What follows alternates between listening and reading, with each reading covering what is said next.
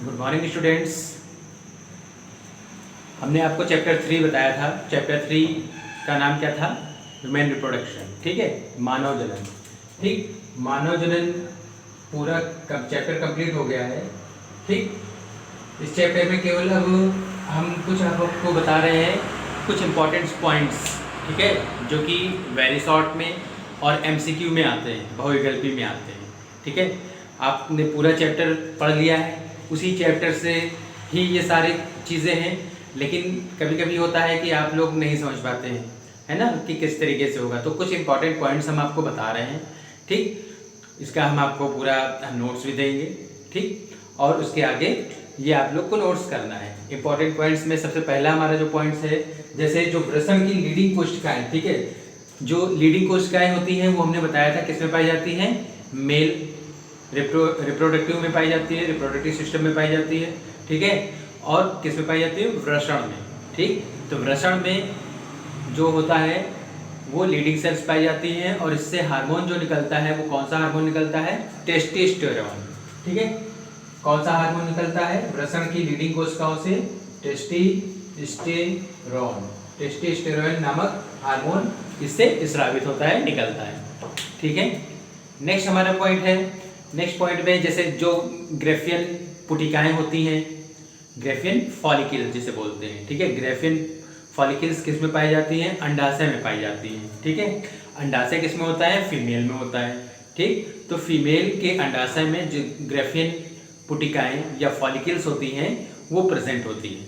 ठीक है, नेक्स्ट हमारा पॉइंट है कि स्त्री में अंतरोपण के समय जो भ्रूण है, ठीक, स्त्रियों में जब अंतरोपण होता है, इम्प्लांटेशन होता है, ठीक, उस समय जो भ्रूण होता है, भ्रूण ब्लास्टुला अवस्था में होता है। कौन सी अवस्था में होता है?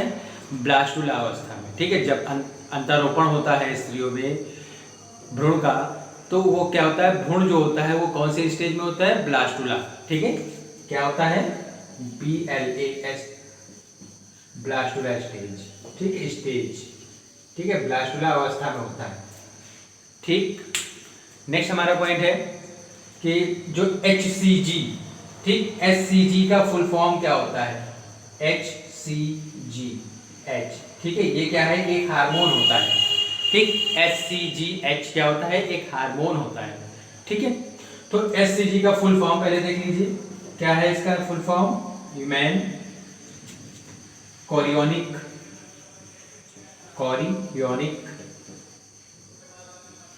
गोनेडोट्रोपिन। ठीक, क्या है?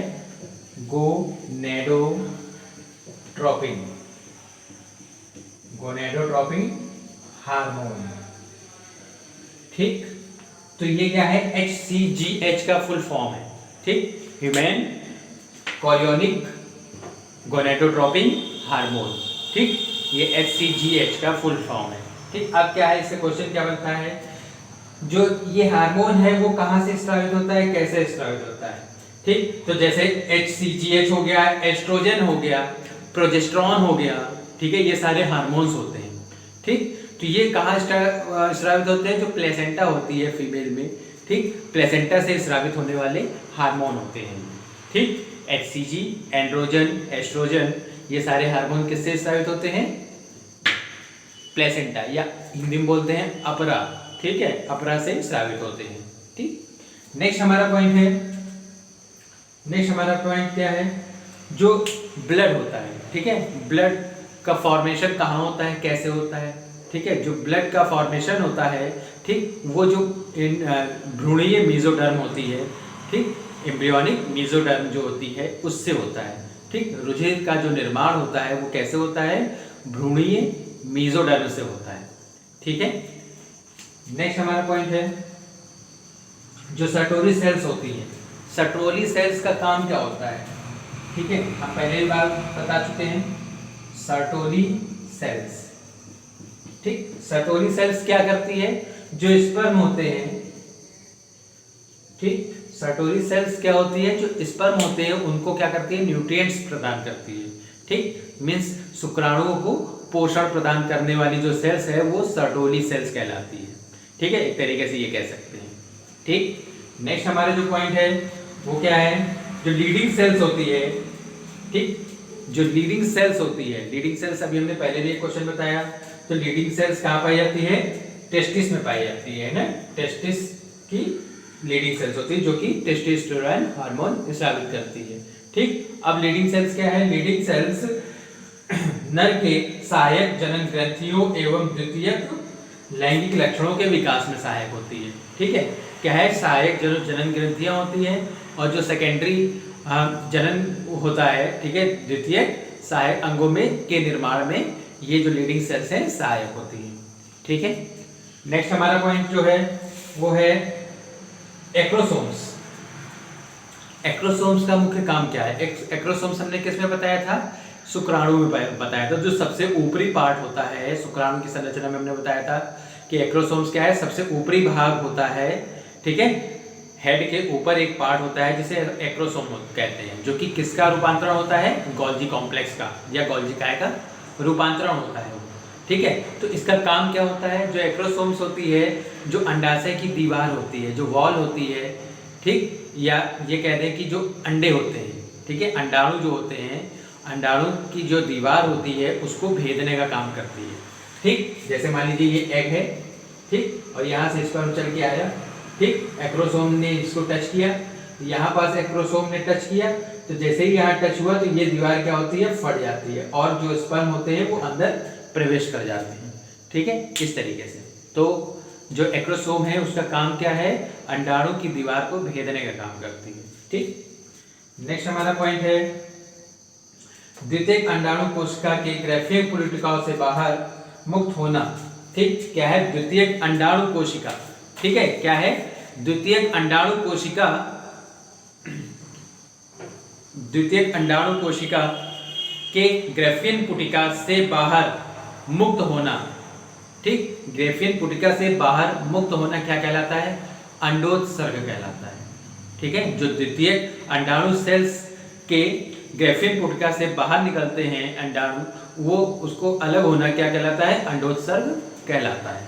ठीक है, नेक्स्ट हमारा जो पॉइंट है, जो जाइगोट जब बन जाता है, ठीक है, हमने बताया ना मेल और फीमेल गैमेट जब आपस में फ्यूज होते हैं तो द्विगुणित जाइगोट का निर्माण करते हैं और उसके बाद भ्रूण का निर्माण होता है और फिर न्यूबॉर्न बेबी जन्म लेता है।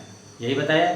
ठीक, तो जब जाइगोट का निर्माण हो जाता है तो उसके बाद जो क्लीवेज होता है वो प्रारंभ होता है, मीन्स विदलन प्रारंभ होता है और विदलन के फलस्वरूप कोशिकाओं से बनी जो एक ठोस गेंद जैसी संरचना हो जाती है। ठीक है, क्या है? इस तरीके से जब विदलन होता है, जब विदलन होता है तो इस तरीके से गेंद के समान संरचनाएं बन जाती है। इसी के अंदर सेल्स बहुत सारी हो जाती है ना, इस तरीके से। ठीक है, तो ये जो संरचना होती है ये संरचना क्या कहलाती है? मारुला स्टेज कहलाती है। ठीक है, हमने बताया है कि जब इन मेल फीमेल में मीन्स जो ह्यूमन बींग्स है उसका रिप्रोडक्शन होता है तो बहुत सारी स्टेजेस आती है और स्टेजेस के होने के बाद ही एक न्यू बॉर्न बेबी जन्म लेता है। उसमें जैसे मारुला, ब्लास्टुला, गैस्टुला, ठीक है, ये सारी स्टेजेस आती हैं और उसके बाद ही वो क्या होता है? न्यू जो बेबी है वो पनपने लगता है, भ्रूण का निर्माण होता है और फिर एक नए बेबी का जन्म होता है। ठीक, तो गेंद जैसी जो संरचना होती है ठोस, वो कौन सी क्या कहलाती है? मारुला कहलाती है। ठीक है, नेक्स्ट हमारा जो है जो ब्लास्टुला, ब्लास्टुला क्या होता है? गेंद के समान जो भ्रूण को कोरक गुहा, ठीक है, भ्रूण के समान कोरक गुहा जो होती है वो क्या कहलाती है? ब्लास्टोसील कहलाती है, जो कि ब्लास्टुला में स्थित होती है। ठीक है, ब्लास्टुला जब स्टेज होती है तो उसमें एक स्ट्रक्चर बन जाती है, ठीक है, जो कि ब्लास्टोसील कहलाती है। ठीक है, नेक्स्ट हमारा जो पॉइंट है, जैसे भ्रूण के मेसोडर्म से, अब जो भ्रूण का मेसोडर्म होता है, ठीक है, भ्रूण का मेसोडर्म मतलब अभी हमने बताया कि जो रुधिर है, रुधिर का निर्माण कैसे होता है? भ्रूण के मेसोडर्म से होता है। ठीक है, तो भ्रूण के मेसोडर्म से और भी कई सारी चीजें का निर्माण होता है, जैसे हमारा हार्ट हो गया, ठीक, जो हमारी किडनी होती है वो भी हो गई किडनी। ठीक है, किडनी के बाद जो हमारा गोनैड्स होता है, गोनैड्स जिसे हिंदी में जनन कहते हैं। ठीक है, और जो स्किन की डर्मिस होती है, स्किन डर्मिस, ठीक, स्किन डर्मिस। इन सब चीज़ों का निर्माण भी भ्रूण के मेसोडर्म से ही होता है। ठीक है, जिससे होता है भ्रूण के मेसोडर्म से होता है। नेक्स्ट हमारा जो पॉइंट है, नेक्स्ट पॉइंट में क्या है, जब शिशु जन्म लेता है, ठीक है, शिशु के जन्म लेने के बाद क्या होता है, जो हार्मोन होता है जो कि जो मिल्क है या दूध है उसका स्रावण करता है। ठीक है, तो उसमें एक हार्मोन पार्टिसिपेट करता है। ठीक, तो जब शिशु के जन्म लेने के बाद जब दूध का स्रावण होता है तो उसमें एक हार्मोन काम करता है जिसे कहते हैं प्रोलैक्टिन हार्मोन। प्रोलैक्टिन हार्मोन, ठीक है, प्रोलैक्टिन हार्मोन ही क्या करता है, दूध का स्रावण करता है। ठीक है, या दूध को निकलने में सहायता करता है। जब ये हार्मोन्स होगा तभी जाके जो मिल्क है वो प्रोड्यूस होता है, निकलता है। ठीक है, नेक्स्ट हमारा जो पॉइंट है, जो मदर का जो मिल्क होता है, ठीक है, उसमें कौन कौन सी चीजें पाई जाती हैं, बहुत अधिक मात्रा में उसमें लैक्टोज होती है, फैट्स होता है। ठीक है, लैक्टोज पाई जाती है, फैट्स होता है। ठीक, और उसके बाद उसमें कैसीन होता है और वाटर की भी मात्रा होती है, और कुछ ऐसे रोगाणुनाशक लाइसोजाइम पाए जाते हैं जो कि रोगाणु को नष्ट करते हैं या रोगाणु को नहीं होने देते हैं। ठीक है, तो माँ के दूध में क्या क्या पाया जाता है, केसीन, लैक्टिक एसिड, ठीक, लैक्टोज, लैक्टिक एसिड नहीं, लैक्टोज, ठीक है, जो कि शुगर होती है। ठीक, जो वसा होती है या फैट्स ये पाया जाता है, वाटर पाया जाता है और रोगाणुनाशक लाइसोजाइम पाए जाते हैं। ठीक है, नेक्स्ट हमारा पॉइंट है, जो मानव के फीमेल में जो अंडोत्सर्ग का निर्माण होता है। ठीक है, कौन से दिन में अंडों का निकलना प्रारंभ हो जाता है। ठीक, क्योंकि ये हमने बताया है जो हमारी मेंस्ट्रुअल साइकिल थी उसमें हमने बताया था आपको कि पूरे 28 दिन तक ये स्ट्रक्चर चलती रहती है ना, और केवल क्या होता है, चौथे से पाँचवें दिन में इस तरीके से क्या होता है, ब्लीडिंग आने लगती है, बहुत सारी चीज़ें ऐसे होने लगती है। तो अंडोत्सर्ग जब अंडे का निकलना होता है, ठीक है, तो 14वां दिन होता है। ठीक है, स्त्रियों में 14वां दिन होता है जब अंडोत्सर्ग का प्रारंभ हो जाता है। ठीक है, निकलने लगता है। नेक्स्ट हमारा पॉइंट है, जो लैंगिक जनन की इकाई होती है वो क्या होती है। ठीक है, बताइए, पता है, तो लैंगिक जनन की इकाई जो होती है वो क्या कहलाती है, स्पर्म और ओवम। ठीक, क्या होती है, स्पर्म और ओवम होती है, जो कि लैंगिक जनन की क्या है, इकाई है। ठीक है, लैंगिक जनन की इकाई क्या होती है, स्पर्म और ओवम होती है। ओके, नेक्स्ट हमारा जो पॉइंट है, जैसे एक अंडाणु में क्या होते हैं, गुणसूत्रों की संख्या, एक अंडाणु में अगर हम कहें तो गुणसूत्रों की संख्या कितनी पाई जाती है, एक अंडाणु में जो गुणसूत्र होते हैं वो 23 गुणसूत्र होते हैं। ठीक है, 23 क्रोमोसोम्स पाए जाते हैं, जिसमें से जो 22 गुणसूत्र होते हैं वो क्या होते हैं, ऑटोसोम्स होते हैं। ठीक है, 22 जो क्रोमोसोम्स होते हैं वो ऑटोसोम्स होते हैं, और 1 पेयर जो होता है, एक जोड़ी जो होता है वो लिंग गुणसूत्र कहलाता है। उसी से क्या होता है, लिंग का निर्धारण होता है। ठीक है, नेक्स्ट हमारा पॉइंट है कि स्त्रियों में निषेचन की क्रिया कैसे होती है और कहाँ होती है। इस निषेचन आपको बताया हमने पहले भी, मेल एंड फीमेल गैमेट्स जब फ्यूज होते हैं, है ना, या अंडाणु और शुक्राणु जब निषेचित होते हैं तब द्विगुणित जाइगोट बनता है और भ्रूण का निर्माण होता है, और उसके बाद ही न्यू बॉर्न बेबी जन्म लेता है। ठीक है, तो निषेचन की क्रिया कहाँ पर संपन्न होती है। ठीक है, तो स्त्रियों में अंडवाहिनी होती है। ठीक है, अंडवाहिनी पाई जाती है, जिसमें क्या होती है, निषेचन की क्रिया क्या होती है, संपन्न होती है। ठीक है, नेक्स्ट हमारा जो है पॉइंट, जो वृषण का तापमान होता है ना, एक क्वेश्चन इससे बनता है कि मनुष्य में जो वृषण होते हैं, टेस्टिस होते हैं, वो उदर गुहा के बाहर क्यों स्थित होते हैं, है ना, ये क्वेश्चन एक बनता है। ठीक है, ये बाहर इसलिए स्थित होते हैं ताकि वो टेम्परेचर को बराबर रख सके। ठीक है, मिस जो हमारे शरीर का टेम्परेचर है, मान लीजिए 98 डिग्री होता है, ठीक है, डिग्री फ़ारेनहाइट होता है या 37 डिग्री सेंटीग्रेड होता है, तो वो क्या है, उससे 2-3 या 2 डिग्री सेंटीग्रेड या 3 डिग्री सेंटीग्रेड या 2.5 सेंटीग्रेड कम होता है, कम रखने में सहायक होते हैं। ठीक है, तो ये वृषण जो होते हैं उधर गुहा के बाहर इसीलिए स्थित होते हैं। ठीक, नेक्स्ट हमारा जो पॉइंट है, जो प्रोजेस्टेरॉन है कॉर्पस लुटियम की क्रिया को नियंत्रित करता है। ठीक है, प्रोजेस्टेरॉन क्या है, कार्पस ल्यूटियम। ठीक है, जो कार्पस ल्यूटियम होता है उसकी क्रिया को क्या करता है, नियंत्रित करने का काम कौन करता है, प्रोजेस्टेरॉन। ठीक है, प्रोजेस्टेरॉन हार्मोन होता है जो कि कार्पस ल्यूटियम को नियंत्रित करता है। ठीक,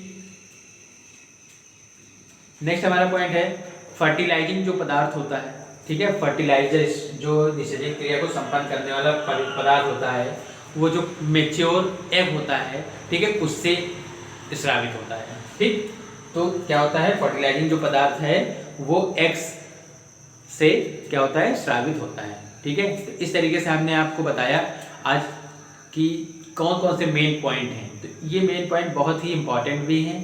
ठीक है, और ये इससे बहुविकल्पी और अतिलघु क्वेश्चन बनते हैं। ठीक है, जैसे कि हमने पहले चैप्टर में बताया था, सेकंड चैप्टर में भी इसी तरीके से बताया था, और थर्ड चैप्टर क्योंकि एंड हो गया है। ठीक है, तो ये मेन पॉइंट है, इसको आप लोग अच्छे से पढ़िएगा। ठीक है, और जो भी प्रॉब्लम हो वो आप हमसे डिस्कस करिए, हम आपको बताएंगे। अगर कोई भी प्रॉब्लम होगी तो हम आपको बताएंगे। Okay, have a good day.